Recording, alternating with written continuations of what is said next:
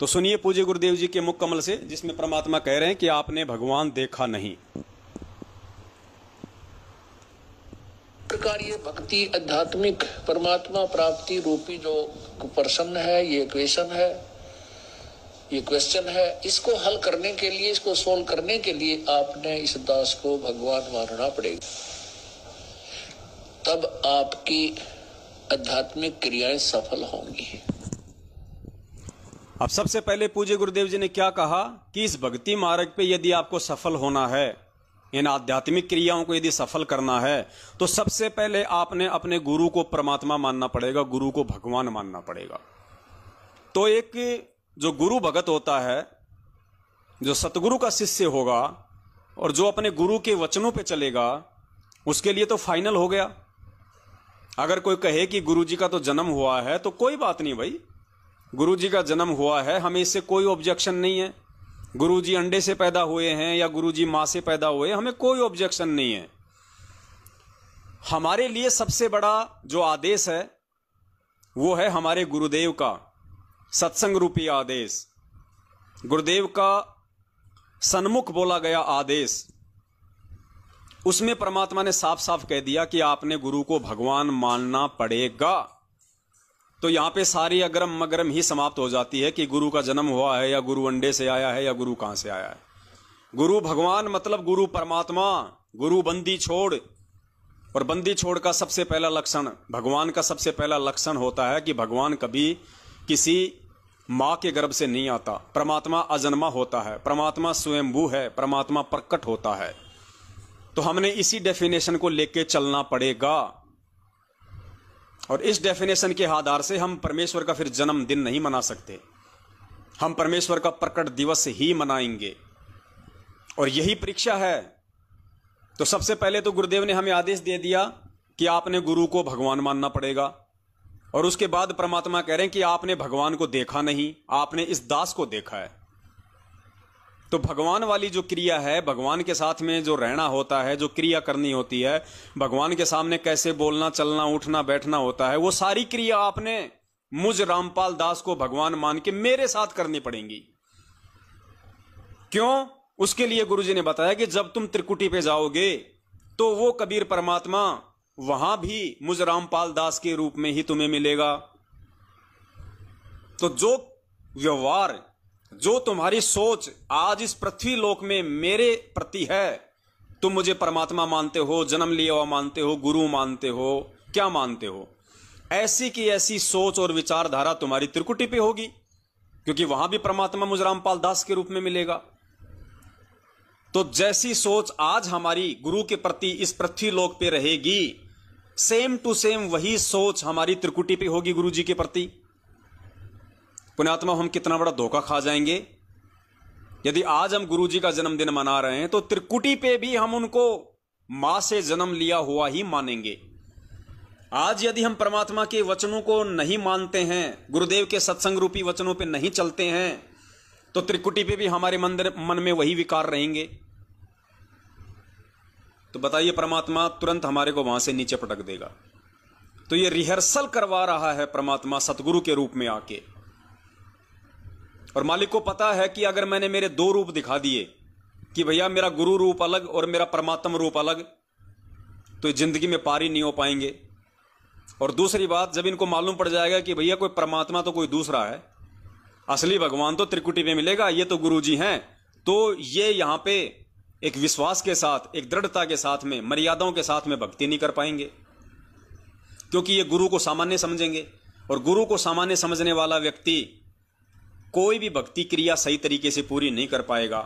और भक्ति क्रिया सफल नहीं हुई तो फिर सतलोक कैसे जा पाएगा।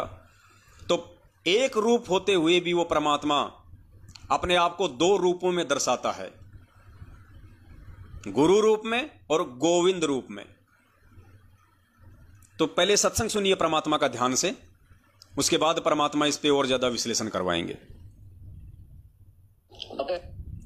इसी प्रकार ये भक्ति आध्यात्मिक परमात्मा प्राप्ति रूपी जो प्रश्न है, ये क्वेश्चन है, ये क्वेश्चन है, इसको हल करने के लिए, इसको सोल्व करने के लिए आपने इस दास को भगवान मानना पड़ेगा।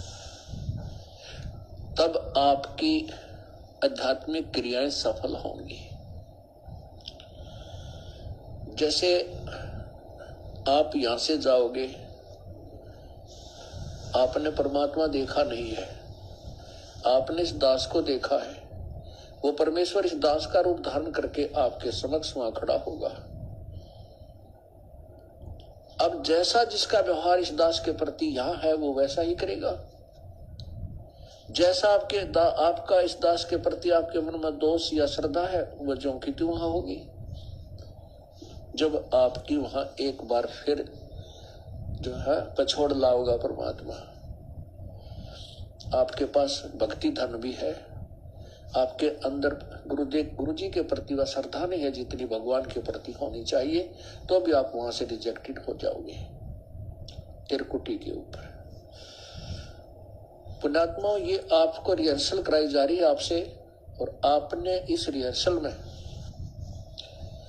इस दास को प्रभु मानकर व्यवहार करना है, परमात्मा जानकर हर तरह की क्रिया करनी है। बोलते समय, चालते समय अंदर में कोई विशेष गुरु जी के विषय में विवेचन करते समय आपने ये जानना पड़ेगा कि जैसे हम भगवान के बारे में सोच रहे हैं, आपने ये विचार करना चाहिए कि हम गुरु जी के बारे में क्या सोच रहे हैं। नहीं, हम भगवान के बारे में सोच रहे हैं। यदि इस दास में कोई दोष देख रहे हो तो आप परमात्मा में दोष देख रहे हो, या तो फिर त्याग जाइए, यहां से चले जाइए। आपको ऐसे गुरु की आवश्यकता नहीं जिसमें आप दोष निकाल रहे हो।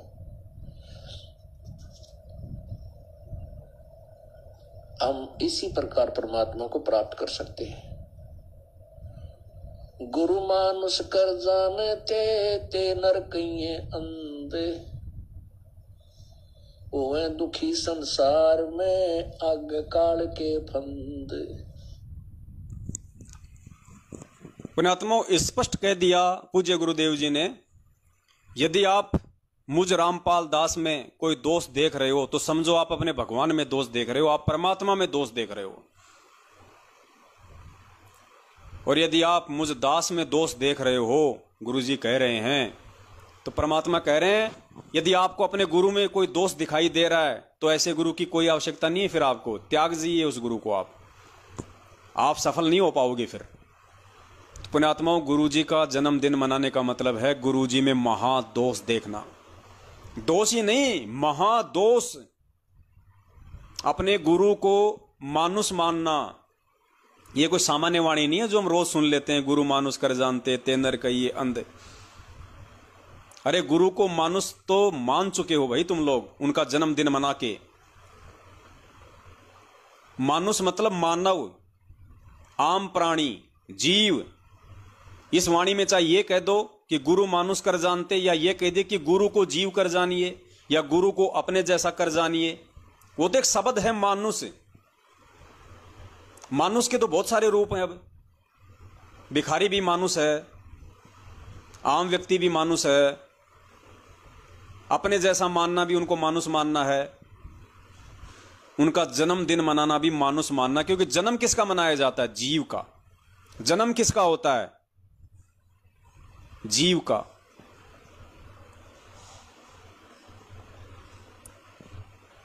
और आपने उसी भगवान का जन्मदिन मना दिया तो आपने अपने गुरु को मानुष मान लिया।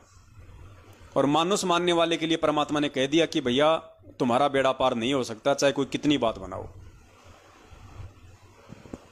स्पष्ट कह दिया परमात्मा ने, आपको ऐसे गुरु की कोई आवश्यकता नहीं है जिसमें आप दोष देखते हो।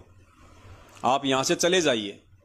मतलब और ज्यादा कर्म मत बिगाड़ो। अगर आप अपने गुरु में दोष देख रहे हो, अपने गुरु को अपने जैसा मान रहे हो, मानुष मान रहे हो, इससे अच्छा है नालायक को भक्ति छोड़ दो। कम से कम तुम्हारे वो कर्म तो नहीं बिगड़ेंगे, तुम्हें फिर कभी परमात्मा किसी जन्म में संभाल लेगा।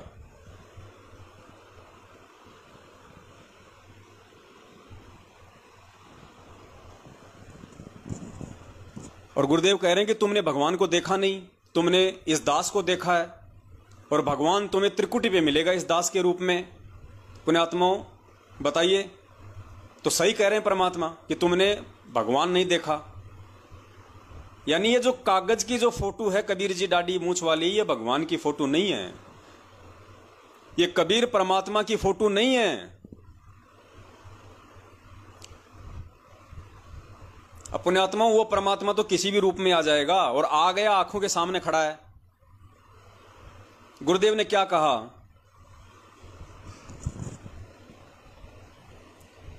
परमात्मा कहते हैं एक सत्संग में कि 650 साल पहले वाले भगवान की तो शकल तुम जानते नहीं, और वो भगवान आज आ जाए तो आज तुम उसको भगवान मानोगे नहीं, तो बात कैसे बनेगी? यानी भगवान है कौन? अगर तुम्हें लगता है कि 650 साल पहले कबीर परमात्मा आए थे, तो तुम्हें उनकी शकल का तो पता नहीं वो कैसे थे। 650 साल पहले तुम्हें तुम्हारे दादा परदादा की शकल ध्यान नहीं है। 650 साल पहले आए भगवान की शकल तुम्हें कौन बताएगा? ना उस समय कोई वो कैमरा था, ना कोई टीवी था, ना कोई वीडियो रिकॉर्डिंग करने का साधन था। तो गुरुजी कह रहे हैं कि 650 साल पहले भगवान आए, तुम्हें उसकी तो शकल याद है नहीं, और आज वो भगवान आ जाए उसको तुम भगवान मानोगे नहीं, तो फिर बात कैसे बनेगी? सुनिए परमपिता परमेश्वर के मुख कमल से।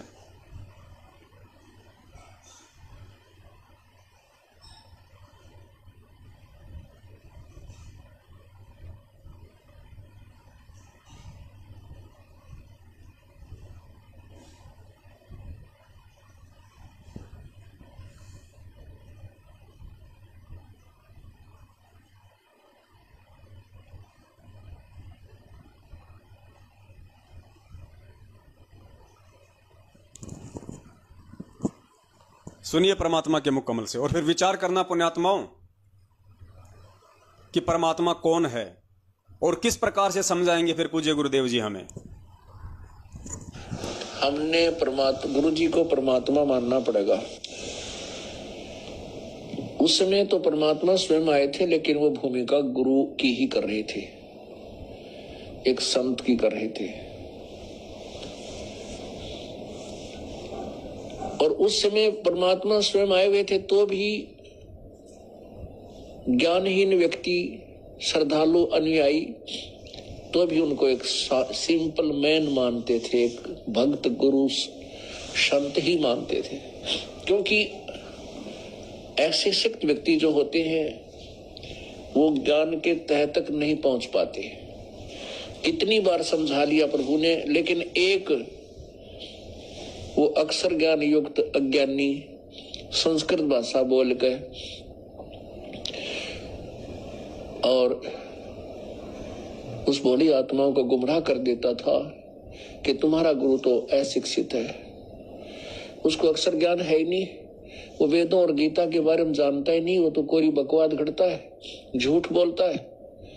तो हम वो अनुयायी जो प्रभु के थे वो विचलित हो जाते थे और वो मान लेते थे उस अज्ञानी अक्षर ज्ञान युक्त प्राणी की इन बातों को कि सचमुच हमारे गुरु जी तो अशिक्षित हैं, इसलिए ये वेदों और गीता को तो नहीं जान सकते।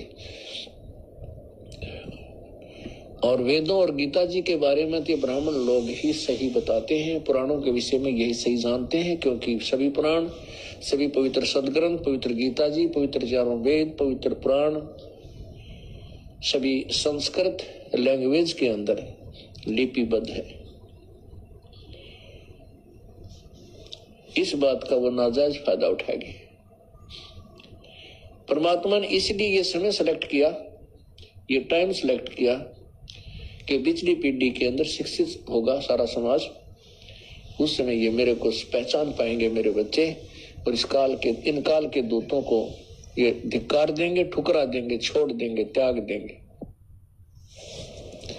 गुरु मानुष कर जानते ते नर कहिए अंध, ओए दुखी संसार में आगे यम के फंद।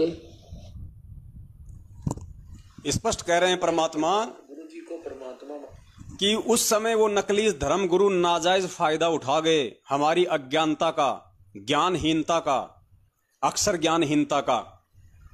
तो पुण्यात्माओं, क्या आप चाहते हो कि आज भी ये सतलोक आश्रम मैनेजमेंट हरियाणा और दुनिया वाले शिक्षित होने के बावजूद, अक्षर ज्ञान युक्त होने के बावजूद हमारी मूर्खता का फायदा उठाएं नाजायज?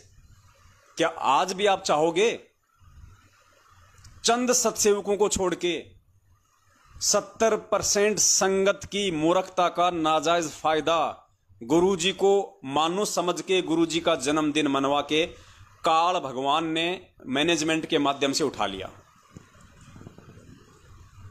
उस काल भगवान ने आप लोगों का नाजायज फायदा उठा लिया। 650 साल पहले की तरह गुरुदेव को मानुष जनवा कर परमात्मा कहते कि नालायकों, इसीलिए मैंने ये समय निश्चित किया था कि मेरे बच्चों को मैं आगे पिछली पीढ़ी में भेजूंगा, जन्म दूंगा, उनको शिक्षित करूंगा और शिक्षा के आधार से मेरे बच्चे मुझे पहचान लेंगे, धोखा नहीं खाएंगे। तो पुण्यात्माओं, परमेश्वर ने जिन अपने बच्चों से ये उम्मीद की थी वो बच्चे हैं सत्सेवक, जिन्होंने परमेश्वर को पहचाना उन्हीं के आशीर्वाद से, उन्हीं के ज्ञान आधार से, और पहचान के अपने परमपिता का प्रकट दिवस मनाया। अपने परमपिता परमेश्वर को प्रकट हुआ माना। साहेब और सतगुरु के बीच की खाई को मिटा डाला। गुरु और गोविंद दो नहीं, दो समझे वो दो जग जाई। तो गुरु गोविंद के बीच की खाई को सतसेवकों ने मिटा दिया है। दास सत्संग दूसरा निकाल रहा था, ये दूसरा निकल गया था। अब सुनिए परमात्मा का वो सत्संग जिसमें गुरुदेव स्पष्ट कह रहे हैं कि 650 साल पहले जो परमात्मा आए थे उनको तो तुम जानते नहीं, कैसे उनकी रूप था, कैसा रंग था, कैसी उनकी शक्ल थी, और आज वो भगवान आ जाए तो आज उसको तुम भगवान मानो नहीं, तो भैया फिर बात बनेगी कैसे।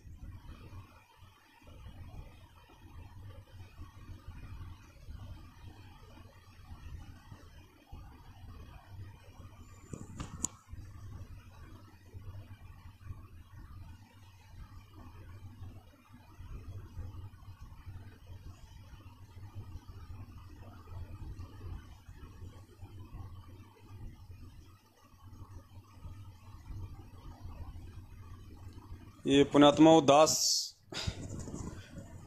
क्योंकि इसमें हजारों वीडियो हैं परमात्मा के छोटे छोटे, एक से बढ़ के एक हैं, और दास उनको अंग्रेजी में लिखता है और उसके अकॉर्डिंग दास उसका वो दे देता है, टैग नाम डाल देता है। अब दास कई बार नाम भूल जाता है, कौन सा वीडियो किस नाम से, ये कई बार निकल जाती हैं दास के दिमाग से।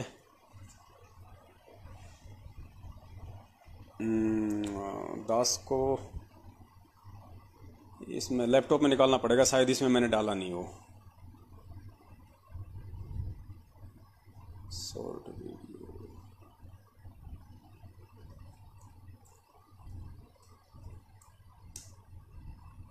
इसमें है, तो सुनना पुण्यात्माओं। परमपिता परमेश्वर जी के मुख कमल से स्पष्ट कह रहे हैं गुरु जी। चलो इसमें तो ऑडियो है, आपको दिखाने की भी आवश्यकता नहीं, खाली ऑडियो में है, आप आवाज सुन लेना बस।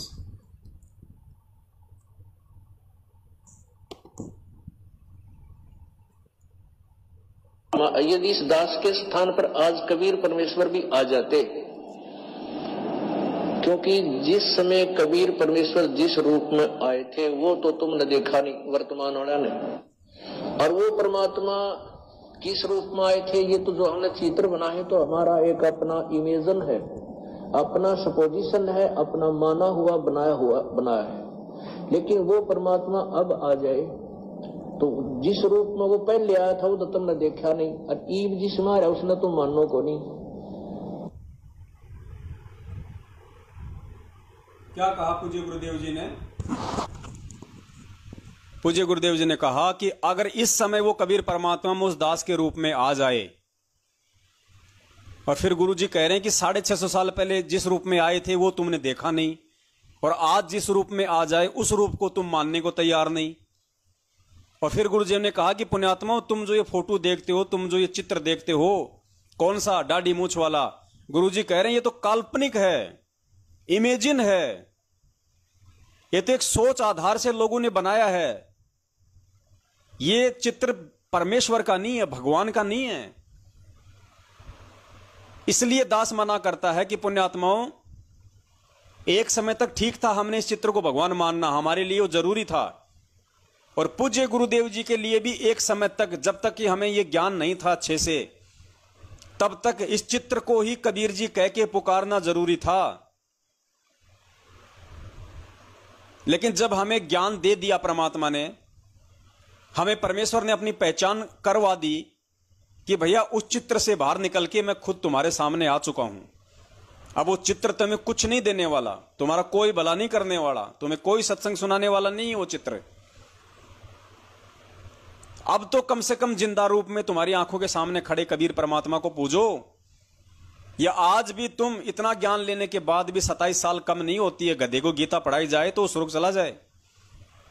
और 27 साल से परमात्मा हम इंसानों को यह ज्ञान दे रहे हैं, सारे धर्मशास्त्र पढ़ा रहे हैं, और आज भी हम एक काल्पनिक फोटो के ऊपर आश्रित हो रहे हैं।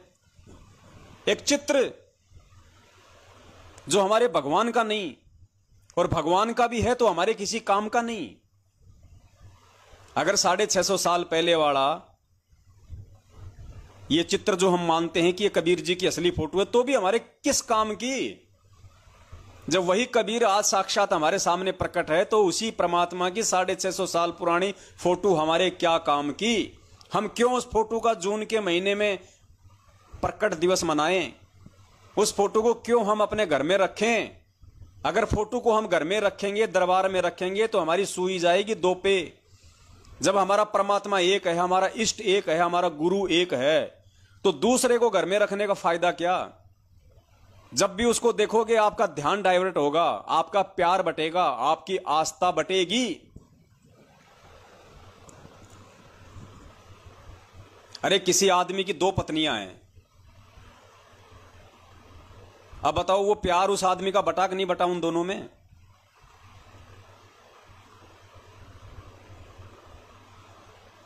पुण्यात्माओं, इसीलिए परमात्मा बार बार हमें समझाते हैं कि आत्मा का एक पति है, 2 पति नहीं है। और स्पष्ट कर दिया गुरुदेव ने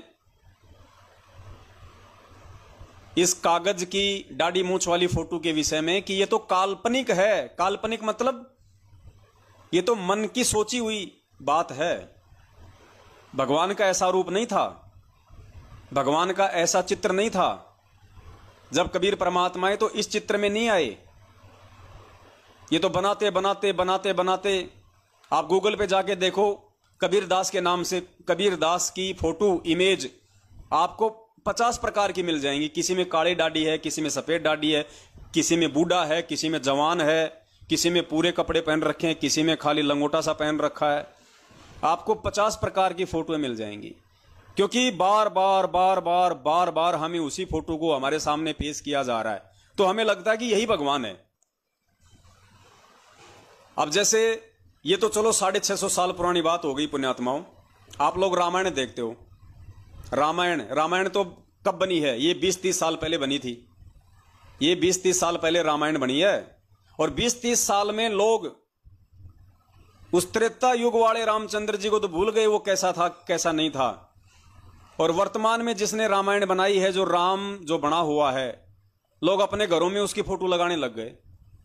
उसको देखते लोगों को याद आ जाता कि राम, श्री राम, भगवान राम। अब बताओ, वो भगवान राम 30 साल पहले वो रामायण बना के आज वो बीड़ी सिगरेट पी रहा होगा, आज वो राजनीति में उतर रहा होगा, आज वो अपने काम धंधे में बिजी होगा। उसके बाद तो पता नहीं उसने कितनी और फिल्में बना दी जिसमें उसने डाकू का रोल भी कर दिया, जिसमें उसने गुंडे का रोल भी कर दिया, जिसमें उसने साधु का रोल भी कर दिया, जिसमें उसने भिखारी का रोल भी कर लिया। लेकिन लोगों की सोच जो है अज्ञानता के कारण उस व्यक्ति को देख के ये बनी हुई है कि ओ राम जय हो जय हो। कई तो टीवी के आगे ही दंडोत मार देते हैं कि जय हो भगवान श्री राम की, अयोध्यापति पुरुषोत्तम भगवान की जय। बताओ, ये है हमारी मानवीय बुद्धि का स्तर। अब बताओ, 30 साल में हमने उस व्यक्ति को, जिसने वैसी पता नहीं सैकड़ों फिल्में बनाई हैं, उसको आज हमने भगवान मान लिया, श्री राम मान लिया, और आज हम उसकी फोटो को अपने घरों में लगा रहे हैं। ये तो 650 साल पुरानी बात हो गई, ये तो नस नस में समा गई। तो पुण्यात्माओं, नस नस में जो अज्ञानता हमारे समाई हुई है, उसको ज्ञान आधार से बाहर निकालने के लिए ही परमात्मा आता है। तो इस फोटो का, दाढ़ी मूंछ वाली फोटो का, और पुण्यात्माओं ये अंतिम समय चल रहा है, ध्यान रखना, परमात्मा बार बार मौका नहीं देगा। अगली बार जून में यदि किसी ने इस दाढ़ी मूंछ वाली फोटो को भगवान मान के यदि इसका प्रकट दिवस मना दिया, पुण्यात्माओं माफी नहीं है परमात्मा के घर में, बिल्कुल 1% भी इतने मौके नहीं देगा भगवान। ज्ञान दे दिया, समझ दे दी, बुद्धि दे रखी है, अब भी यदि गलती करेंगे परमात्मा क्षमा नहीं करेगा। तो हम सत्सेवकों ने तो भूल के भी इस फोटो का प्रकट दिवस मनाने की तो सोचनी भी नहीं है, वरना उसी समय आत्मा के दो पति बना लेंगे। हमने तो अपने घर में भी इस फोटो को नहीं रखना है। अगर किसी के दरबार में अगर ये फोटो लगी हुई है जिसमें नीचे गुरुजी हैं, ऊपर दाढ़ी मूंछ वाली फोटो है, जो गुरु गोविंद की फोटो होती है लाल लाल, पुण्यात्माओं सह सम्मान उस फोटो को वहां से हटा लो, सह सम्मान हटा लो वहां से, बहते हुए जल में प्रवाह कर दो उस फोटो को, या कहीं रख दो एकांत में, कोई दिक्कत नहीं,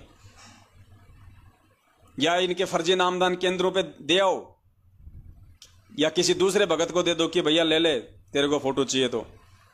हमारा भगवान हमारे हृदय में है, हमारे मन मंदिर में है, और घर पे भगवान की फोटो लगाएंगे, अकेले के लगाएंगे, केवल पूज्य गुरुदेव जी की फोटो लगाएंगे और किसी की फोटो नहीं लगाएंगे। ना हमारा गरीबदास जी से कोई लेना देना है, ना हमारा चितानंद जी महाराज से कोई लेना देना है, ना हमारा स्वामी रामानंद जी महाराज से कोई लेना देना है। हमें जो जड़ थी, जो मूल है, वो हमें मिल गया, और परमेश्वर ने हमें समझा दी वो सारी बातें। गरीबदास जी की फोटो का सहारा, रामानंद जी की फोटो का सहारा, दाढ़ी मूंछ वाली कबीर जी की जाने समझे जाने वाली फोटो का सहारा, ये भगत को उस समय तक जरूरी है जब वो इस भक्ति मार्ग पे जुड़ता है नया नया, क्योंकि उसे ज्ञान नहीं होता इतना। अचानक से उससे अगर ये बातें बताई जाएंगी तो वो स्वीकार नहीं कर पाएगा। उसके लिए उसको कुछ समय, कुछ साल उसको ज्ञान सुनना पड़ता है। उसके बाद उसको फिर धीरे धीरे ये चीजें समझ में आएंगी कि हां, गरीबदास हर रूप में तू ही बोलनहार, हर रूप में वो परमात्मा ही सारा खेल खेलता है, सारी लीला करता है। तो क्या ना उस एक ही भगवान को पूज लो। एक के साधे सब सदे, सब साधे सब जाए, माली सींचे मूल को, फले फूले अघाए। जब एक के साधने से सबकी साधना हो रही है तो घर में 50 फोटो रखने की जरूरी है? सिर्फ अपने दरबार में, अपने घर पे, जहां भी आपकी नजर पड़े, जहां भी, सिर्फ अपने पूज्य गुरुदेव जी की फोटो लगाओ, अन्य किसी की मत लगाओ।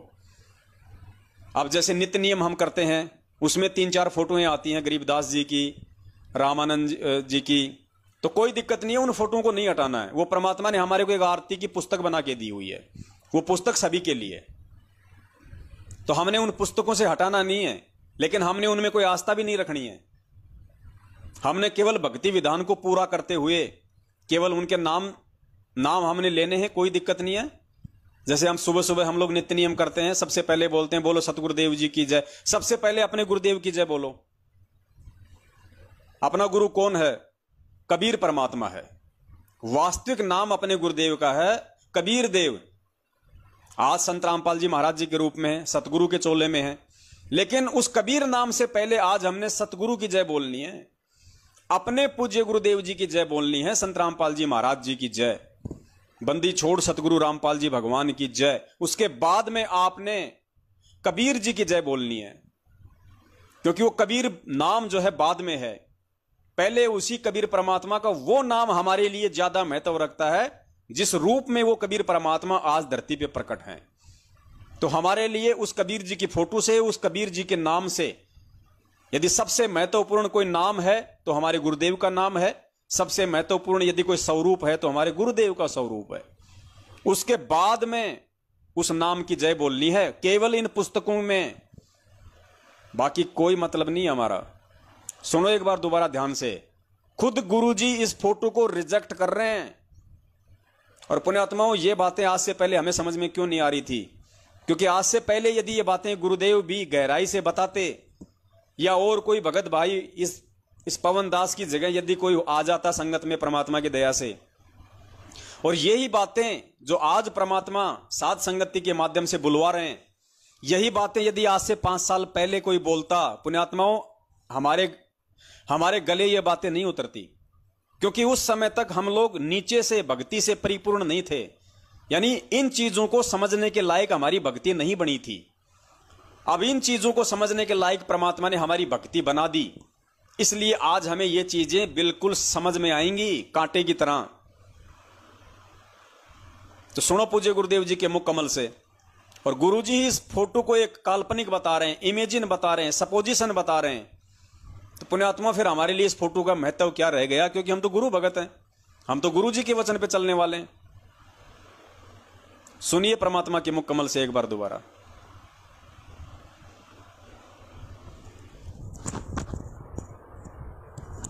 यदि इस दास के स्थान पर आज कबीर परमेश्वर भी आ जाते,